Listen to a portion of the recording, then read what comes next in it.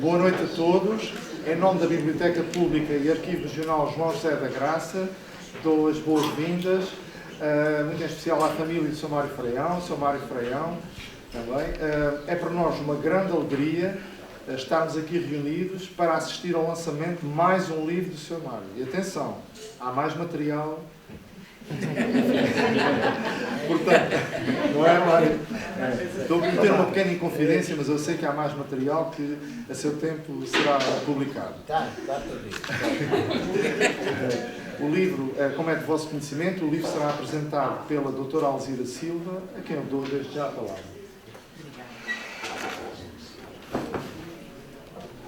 Boa noite, cumprimento todos, muito especial o meu amigo Sr. Mário, o Sr. Diretor da Biblioteca, todos os presentes, muito especialmente também a família do Sr. Mário, muita da qual aqui se deslocou de propósito para o seu aniversário, para este momento importante, espero eu, no seu percurso. Apresentar o primeiro livro de Mário Freião há 2 anos foi uma grande honra, um enorme gosto e uma alegria imensa para mim. Apresentar hoje o segundo livro de um senhor que não parou aos 90 anos é muito mais. É um orgulho, uma inspiração e um enlevo. Amigo Mário, concretizar um sonho é uma realização que nem todos conseguem alcançar. O senhor realizou muitos. Construiu tanto e ainda assim o conformismo não tomou conta de si. E ainda se sente impelido a dar mais, sempre mais, à sua comunidade, aos que hoje partilham o presente consigo e aos que um dia o irão ler, admirar e preservar o património dos retratos pincelados em palavras que o senhor pintou nos seus livros. Fez dos seus 90 anos uma estrutura sólida, múltipla numa diversidade pontuada por atividades artísticas, informativas e políticas. Continua a reclamar uma vida ativa de cidadania e atenção ao que se passa à sua volta. Aproxima-se, convive, reflete, pontua a sua ação com ética, estética e sempre com o compromisso de fazer mais, de deixar testemunho, de construir herança para o futuro.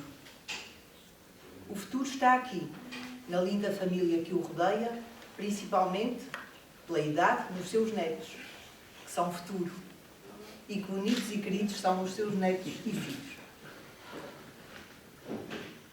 Mas é também esse futuro de todos os contemporâneos e dos vindouros, que receberem o seu legado cultural de pensamento livre, sem amarras convencionais nem redutoras. O seu exemplo enleva exatamente porque nos devolve a esperança, não na longevidade, mas no modo como é possível viver a longevidade.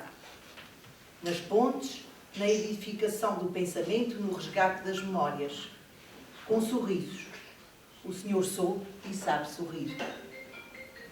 Obrigada pelo seu exemplo, que vai perdurar na vida de todos os que aqui vieram para o acolher, para o cumprimentar e para guardar estas memórias com sorrisos e, quem sabe, com alguma lágrima comovida.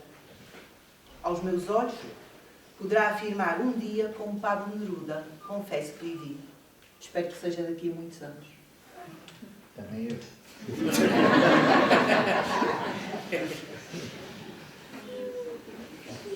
Falando das memórias com sorrisos, que vem na sequência de crónicas e outras histórias.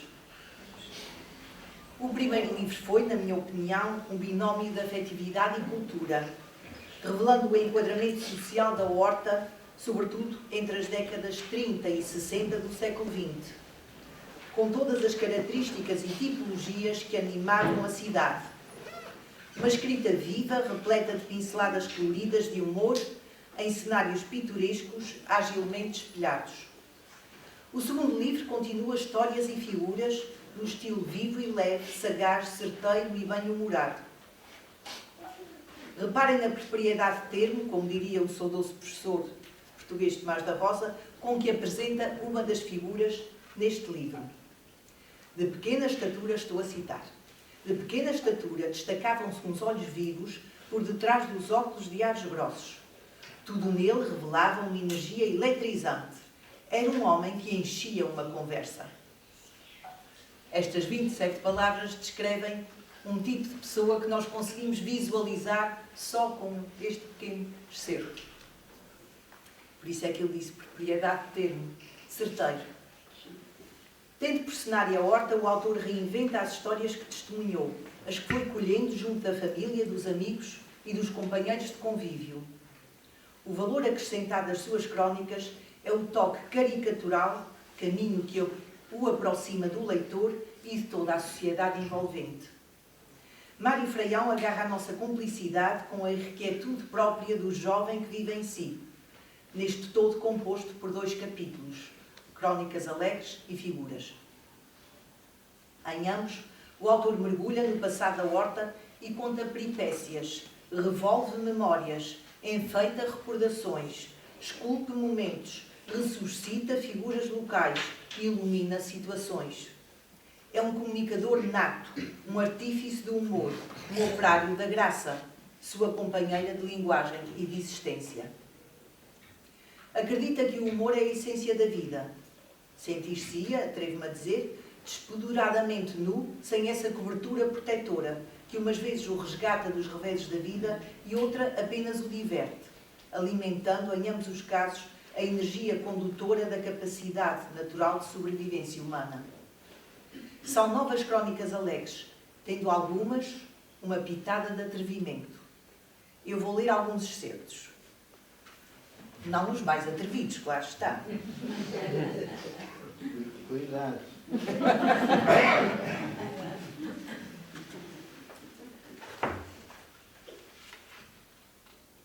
Eu vou começar por um diálogo muito breve, de 4 linhas, de um jovem que, perante a sua professora, diante da qual já se tinha esticado ao comprido, palavras do Sr. Mário, portanto já tinha feito uma prestação péssima de exame, a professora diz-lhe assim, com ar de quem o quer mandar para casa: Ó João, o teu pai não terá por acaso falta de um rapaz lá na farmácia para lhe fazer umas voltas? Não, senhora, responde o João. Por acaso o que precisa é de uma mulher para lavar o chão.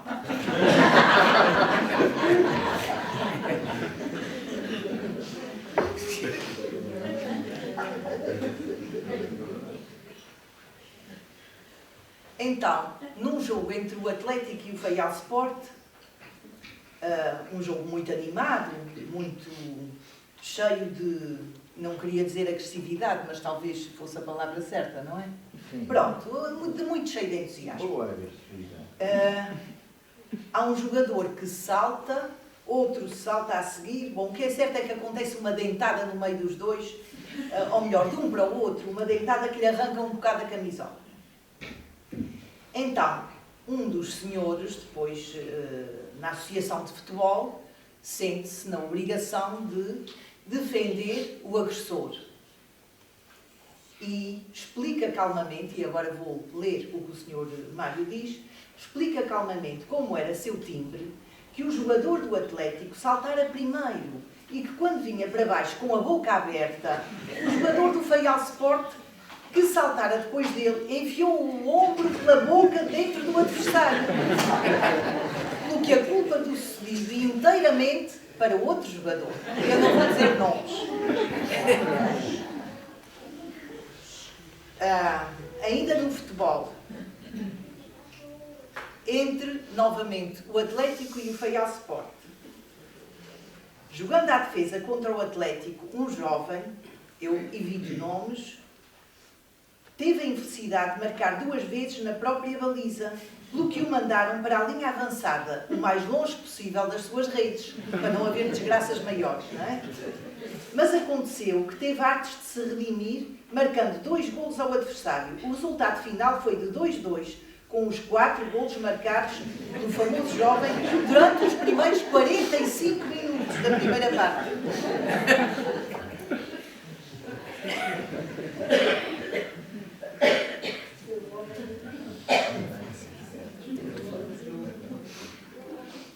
E agora vou ler um pouco mais um excerto que parece uma peça teatral. Aliás, eu já vou falar da vocação teatral do Sr. Mário. Chama-se As Catorrices da Idade. E como vão perceber, é um diálogo entre duas pessoas que já têm uma idade que não lhes permite ouvir assim tão bem, que se entendam sempre. É o Manuel Rodrigues e a tia Matilde. Aqui eu tenho mesmo que dizer os nomes. Manuel Rodrigues. Ó Matilde, viste passar por aí o meu macho? Tia Matilde, o quê? Vais ao mato? Manuel Rodrigues, mais alto. Não, Matilde, viste passar o meu macho? Tia Matilde, continuando o trabalho. Vi sim. Manuel Rodrigues, ia sozinho? Tia Matilde, ia sozinho. Manuel Rodrigues, depressa ou devagar? Tia Matilde, suspendendo o trabalho e levantando os olhos para ele. Oh, sei lá, ia num passo normal. Manuel Rodrigues, diacho, fugiu-me da terra o malvado. Tia Matilde, não me parece que viesse da terra, vinha até bem arreado. Manuel Rodrigues, bem arreado? Essa agora. E viste se levava alguma coisa ao pescoço. Tia Matilde, por acaso vi que levava uma gravata. Manuel Rodrigues, uma gravata? Quem seria que fez a gracinha de lhe pôr uma gravata ao pescoço? Tia Matilde, rindo. Ah, Manuelinho, a tal um homem casado como o teu rapaz ainda não sabe dar o nome de uma gravata? Manuel Rodrigues, abrindo os braços e descendo a ladeira. Matilde, olha a confusão que arranjaste. O que te perguntei foi se tinhas visto passar o meu macho, não foi o meu rapaz. Tia Matilde, não senhor, perguntaste foi se eu tinha visto passar o teu Mário. Manuel Rodrigues, estou-te a dizer que o que eu disse foi o meu macho. Tia Matilde, não. Disseste foi o meu Mário. Manuel Rodrigues, o meu macho. Tia Matilde, o meu Mário. Manuel Rodrigues esfriou-se regressando a casa, cada vez mais velha e surda como uma porta. Tia Matilde voltando a pegar no trabalho, cada vez mais velho e teimoso como um burro. Cai o pano.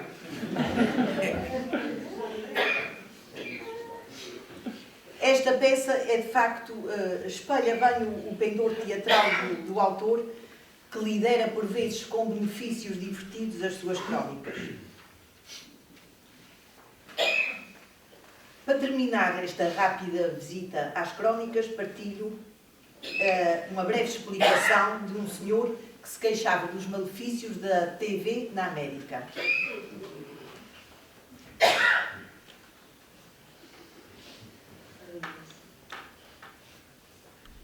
Em que a pessoa de cá, o senhor de cá, ficava espantado perante a conversa do seu interlocutor, que dizia que a televisão na América não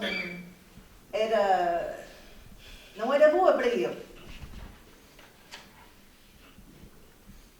Portanto, para o senhor de cá, as vantagens da vida na Califórnia eram óbvias. E para o senhor de lá também. O clima, a qualidade dos serviços, os salários, a oferta de comodidades e divertimentos e tudo. Menos relativamente à TV. E o senhor de cá, com espanto, diz: vamos para o Faial por causa da televisão. O outro disse que vinha para o Faial por causa da televisão. Vai dar uma volta ao bilhar grande.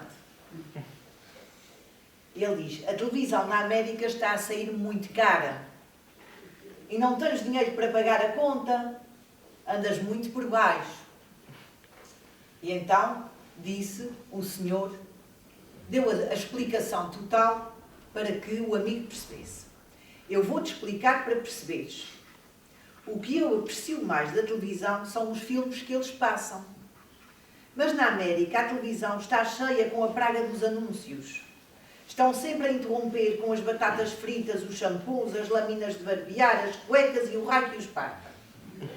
E o pior é que quando estou a ver um filme de ação e o rapaz está perto de dar umas porradas valentes no falso, que anda a mecê-las desde o anúncio das batatas fritas, e lá aparece outra vez a porcaria dos hambúrgueres, que tem mais uma rodela de tomate e 2 de cebola.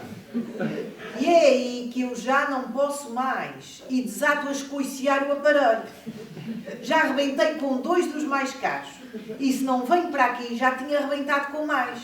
Percebes agora porque é que a televisão na América me fica muito cara?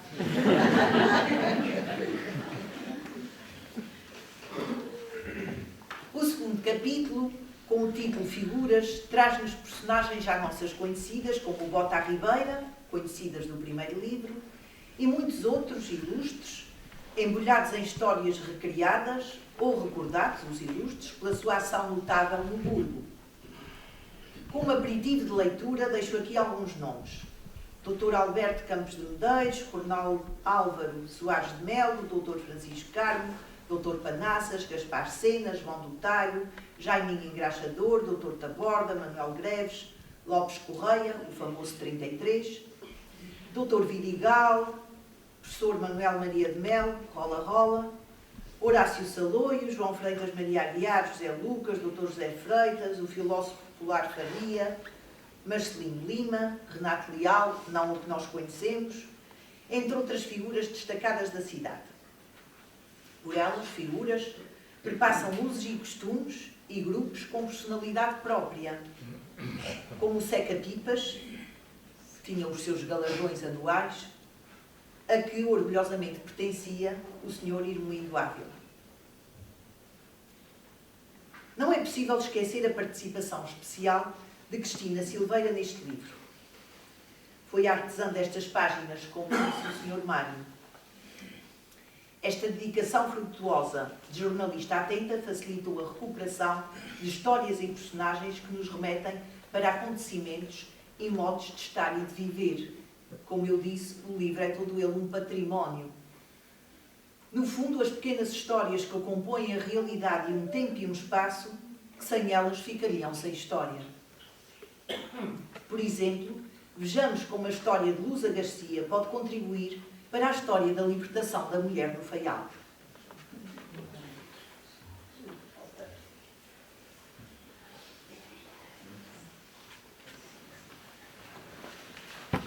Então, a senhora, como descreve o Sr. Mário, tinha uma decidida inclinação para a poesia. No entanto, a sua característica pessoal mais evidente era a independência de pensamento e o gosto pela discussão de ideias com desprezo pelas convenções. Foi assim que o facto de ter entrado no amor da pátria usando calças de homem constituiu um escândalo para a época, anos 50, se bem me lembro. O choque foi de tal ordem que mereceu a convocatória imediata da Assembleia Geral da vetusta sociedade.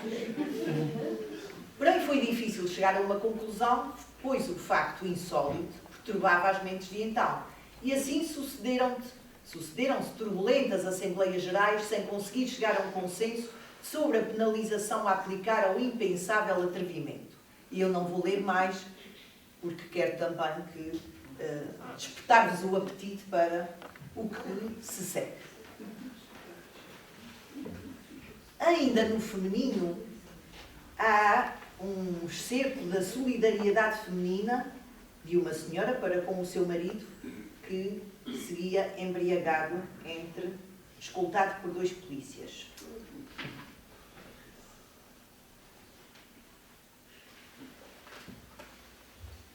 Portanto, o comissário foi falar com um senhor que estava a perturbar a estreia de um concerto.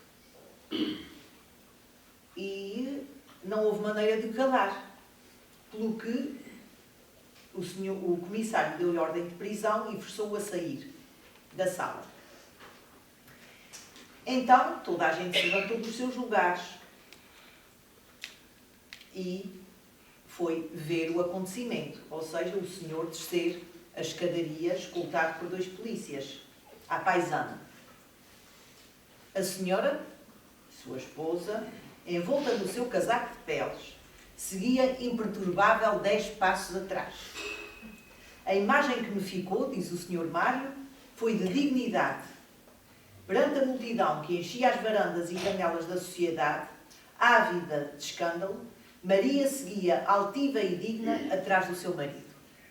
Isto também pode contribuir para a história da mulher na Ilha do Faial. Há tantos excertos, eu não posso, obviamente, trazer aqui todos aqueles que gostaria, porque também seria fastidioso para quem me ouve e tenho que dar tempo ao Sr. Mário, que é o autor e, portanto, é a estrela da noite e tem imensas coisas para nos dizer, por um lado. Vai entreter mais. Por um lado, e por outro lado, porque são tantos e tão frequentes que só lendo o livro todo realmente, como sei que acontecerá com muitos de vós, espero que com todos. Mas vou ler aqui um pouco para corroborar naquela afirmação que eu fiz de ser um património de como era a vida no antigamente. O Sr. Mário põe um amigo seu a dizer,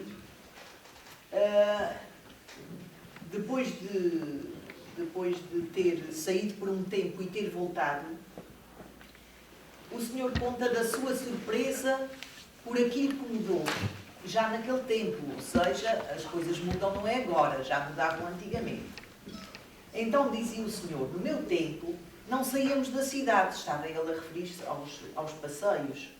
Quando muito, podíamos chegar à volta, subindo a calçada da Conceição, ou no lado sul, a lajinha das poças e das hortas. O universo das pessoas que moravam na cidade confinava-se aos limites, desconhecendo o resto da ilha. Isto é muito interessante. Nós hoje, parece-nos que é um passo ir daqui até aos Capelinhos, não é? Naquela altura havia pessoas que nunca tinham ido, tanto daqui para lá como de lá para cá, muito provavelmente. E isso talvez aqui quem tem menos, quem tem mais anos se lembre de como as pessoas se deslocavam para passar o verão, ou no Varadouro, ou noutro lugar, mas passavam o verão, ou seja, levavam o carro e os seus avéns e ficavam ali por um mês, ou 2 ou 3, coisa que também hoje nós podemos ir, mas podemos vir à cidade todos os dias. É a diferença.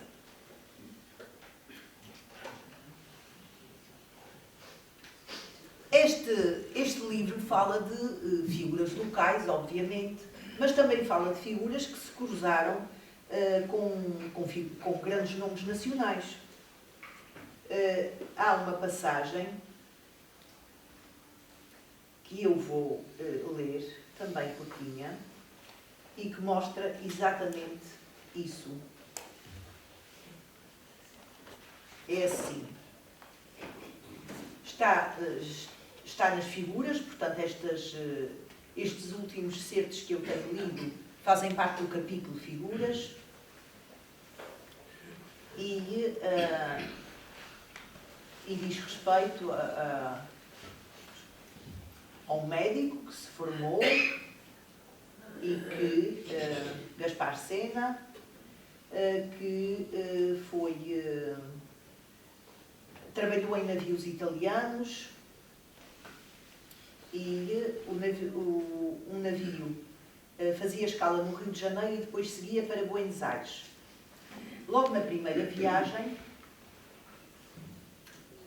Não é essa parte que eu quero ler, desculpem. O que eu quero ler é mais à frente.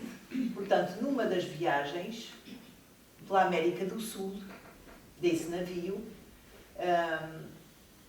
onde desembarcavam também em Buenos Aires, o Dr. Gaspar Sena soube que um grande ator português, João Vilaré, se encontrava a fazer a peça em Buenos Aires, Esta Noite Choveu Prata.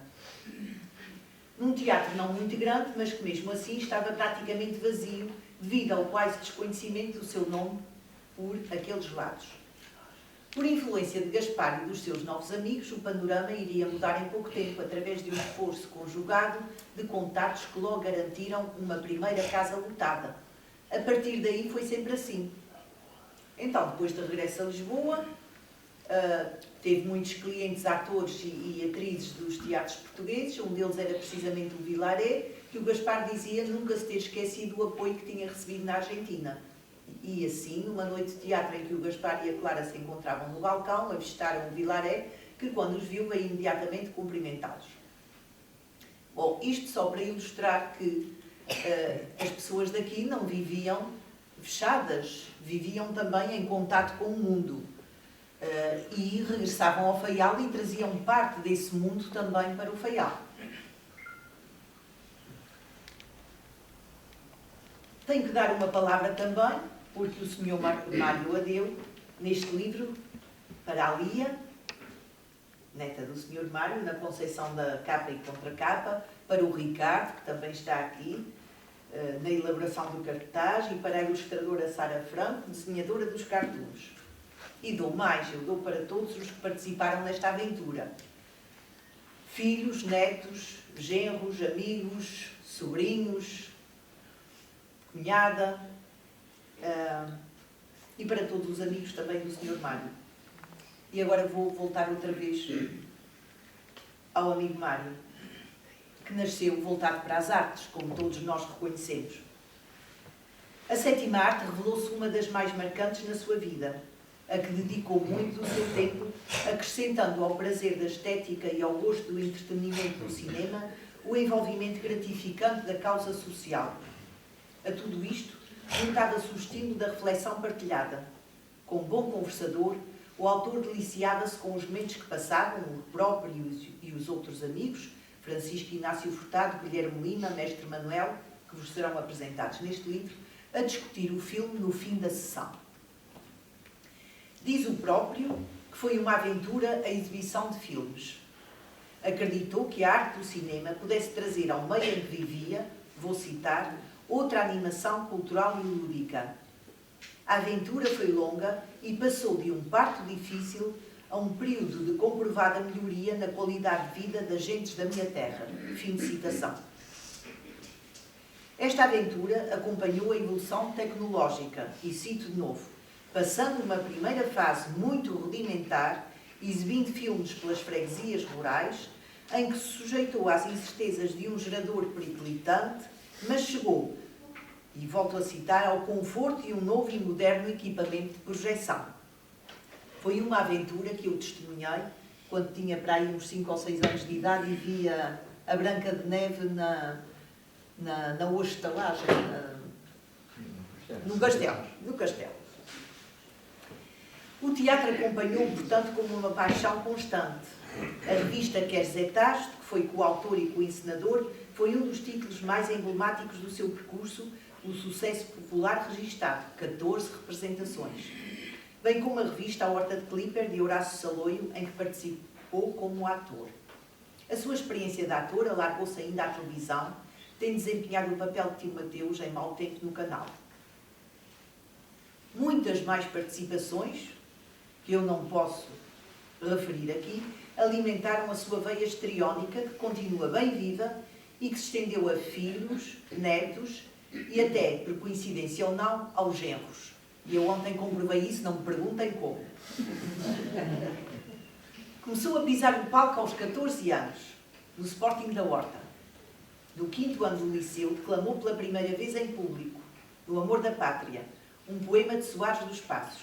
E no 6º ano começou a desempenhar papéis que se foram multiplicando ao longo da vida, como ator, na encenação, na direção de atores, como declamador. A interpretação é o seu mundo. A literatura também exerceu um fascínio sobre Mário Freião. Em 44 e 45 juntou-se a Dias de Melo na Associação Cultural Académica, que reunia em sessões literárias semanais alunos internos e externos do Liceu da Horta. E a imprensa captou igualmente o seu interesse. Foi o primeiro diretor e um dos fundadores do semanário Tribuna das Ilhas e autor das conhecidas Crónicas Alegres. Já então tinha colaborado em O Telégrafo, com a rubrica Quem Conta um Conto, e no jornal Correio da Horta, onde tinha participado do suplemento O Triângulo com José Pacheco de Almeida e Jaime Batista Peixoto. A rádio, sendo uma paixão recente, não se tem revelado menos intensa. Pelo contrário, constitui uma descoberta e um incentivo à sua veia de cronista. Integrou a célebre terceira Semana de Estudos, realizada na Horta em 1969, foi adjunto delegado da Fundação Nacional para a Alegria do Trabalho, hoje Inatel, e coorganizou em 1966 as conferências do antigo Grêmio Literário Artista Faialense, forçadas a encerrar por razões políticas.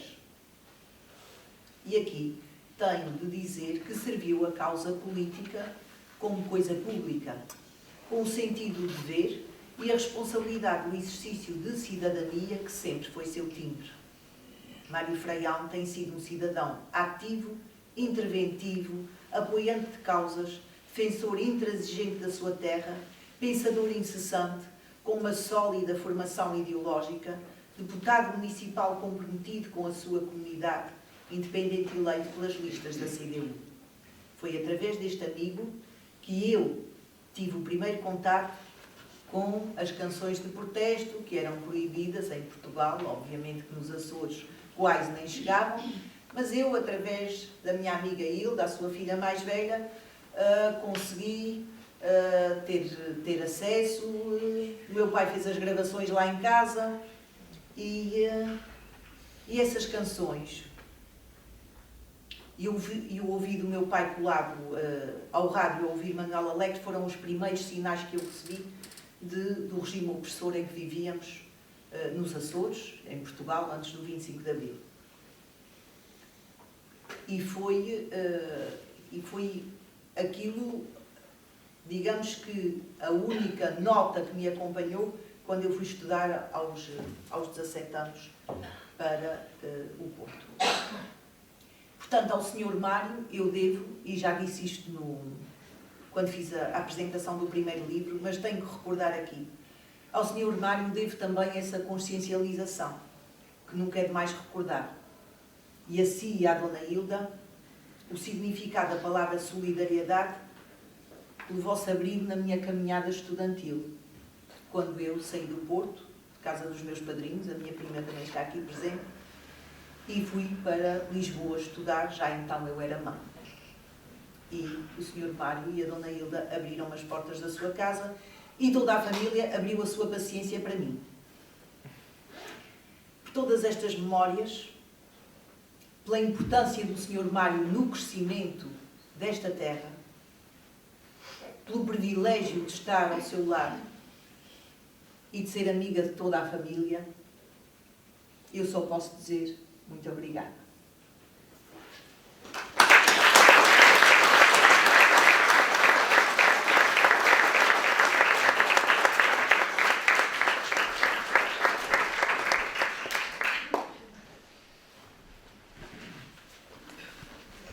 Boa noite.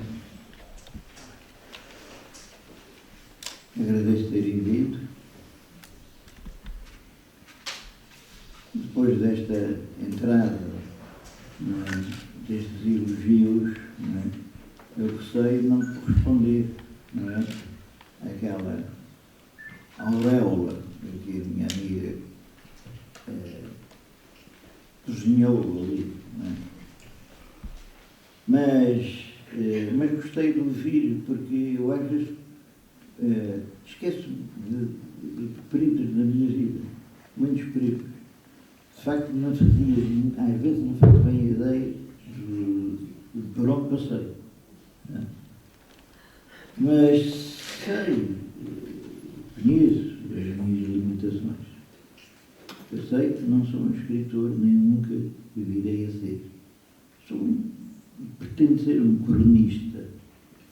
E o meu lado para o humor, esta minha tendência para o humor, evidentemente, está sempre constante, está permanente em tudo. Não sei como é que isto começou. Mas, porque ao fim e ao cabo nós tivemos, eu e a minha irmã, o Tília, tivemos uma infância difícil, muito difícil.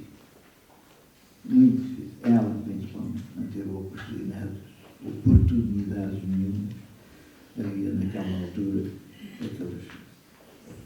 não era provavelmente meus pais, mas tínhamos lá em casa uma senhora que era tia.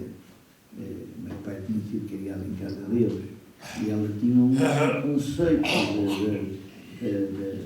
da educação das pessoas e as raparigas ficavam sempre para trás.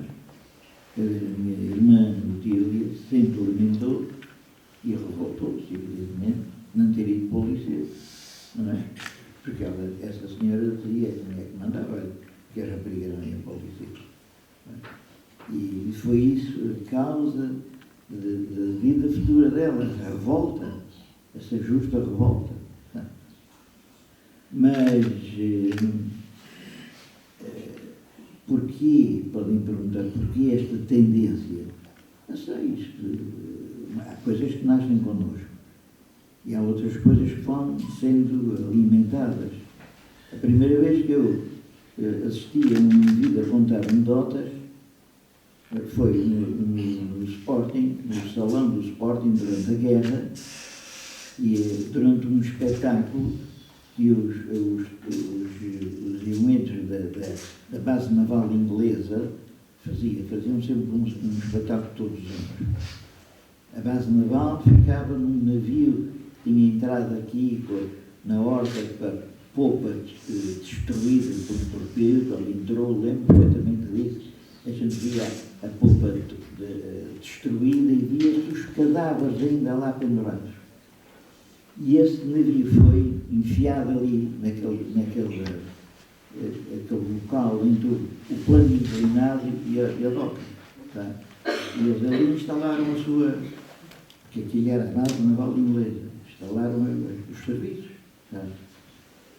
E agora o que é que eu ia dizer? Não sei, eu perdi-me. E eles tinham um espetáculo, todos os anos faziam um espetáculo, por acaso era no Sport. E era um indivíduo que se punha no meio da cena, não é? E falava sem qualquer ênfase, não é? E era aquilo assim, eles riam, e eu fiquei pensando, isto é um estilo interessante, não é? Quer dizer, ele dizia as coisas e eles riam, quer dizer, e eu passei nos primeiros anos a contar histórias desse estilo, não tinha muito hoje, mas depois desenvolvi esta coisa, desde pequeno, ouvir anedotas, aquelas anedotas que a gente ouve, quando somos rapazes, geralmente anedotas que depois não se podem contar, eram as coisas horríveis, a gente já sabe como é, mas todos tínhamos um grande, como é que se chama? Arsenal de anedotas. E eu também tinha as minhas anedotas, não queria ficar atrás dos outros. Mas, portanto, tive sempre esta tendência, era uma coisa engraçada, a fazer rir. E mesmo essa questão desse estilo, voltando ao estilo desse inglês, eu ao princípio também fazia essa coisa. Mas, enfim, felizmente, alterei depois as coisas. Pois, esta tendência para o humor começou com estas anedotazinhas que eu contava às pessoas e tal, e tinha um certo choque. Agora, depois, enfim, eu tive muita pena não ter ido estudar. Eu estava destinado a seguir um curso de letras, mas às tantas não havia dinheiro lá em casa, não é? E arranjaram-me um emprego e eu abandonei e fiquei, lamentei muito. Mas hoje não lamento nada, porque se eu tivesse estudado e tirado um curso de letras, teria sido professor. E aqui no Faial. E eu, como professor, estou no zero ao tempo. Eu não tenho habilidade nenhuma para ensinar, não tenho paciência. De maneira, acaba para mim. E, entretanto, eu empreguei-me, depois empreguei-me na Casa Bem Saúde, e o meu trabalho era ir a bordo dos navios, não é? Ganhar a consignação dos navios, não é? Eu estava em casa, deitado no navio que estava lá de novo correr, e às vezes mágoas não parava, sempre apanhar aquela escada de corda, isso tudo. Mas eu gostei daquilo. De facto, foram umas aventuras.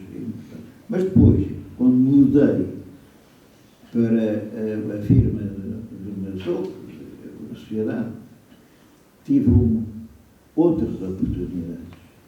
As oportunidades de conhecer o nosso povo.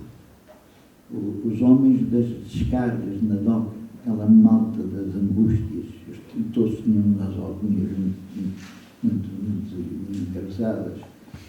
E as pessoas, os homens dos botequins, chamados botequins, também estão no pico, fazer praça no pico, começou a conhecer uma imensa gente que eu não sonhava que existiam, não é? Isso é que foi a minha grande compensação, não é? De não ter ido estudar. Se eu tivesse estudado, eu ia ser um professor falhado. E estava a descobrir uma realidade que não passava à porta. Foi uma experiência, para mim, salvou-me. E esta questão de descobrir as pessoas, as maneiras como eles viviam, os seus problemas, isso tudo, para mim foi extraordinário. Ainda bem que eu não fui estudar. Bom, mas eu, para começar esta arenga, primeiro tenho que agradecer as palavras daqui da minha querida amiga e também a disponibilidade aqui também do meu. Dá-me jeito de ter amigos. E de maneira que eu pensei, o que é que eu vou? Pensei no que queria dizer hoje aqui. E tinha algumas notas, porque eu não posso escrever, e não posso ler agora, algumas notas que enfim, não é notas, tinham algumas preocupações, não deixar de referir algumas coisas. É o lançamento deste livro, e no livro anterior tivemos um colaborador que hoje já não está entre os vivos, que foi o Eduardo Cristina. E queria fazer uma referência, uma pequena homenagem a ele. E fui entrevistando, ou conversando com algumas pessoas, e fui a descobrir que, afinal, aquela pessoa que nós já admirávamos pela sua maneira de ser, era uma pessoa que nunca falava alto, uma pessoa que estava sempre disponível, mas silencioso, um estilo muito especial, que afinal era muitíssimo mais do que isso. Várias pessoas que eu fui contactando e todos eles acrescentavam uma outra característica do Eduardo Castilho. Desde o tempo em que ele regressou da guerra na Guiné, um bocado traumatizado, depois as atividades variadíssimas que ele teve, como ligado à música, ele era percussionista, não é? E variedíssimas outras. Jogou ao hockey em patins no grupo Rafael Sport Clube, mas era principalmente um amigo que não perdia nada, que estava sempre presente, mal falava, não exteriorizava muito as suas emoções, não é? As gargalhadas, nunca era uma gargalhada. Ainda bem. Muito obrigado.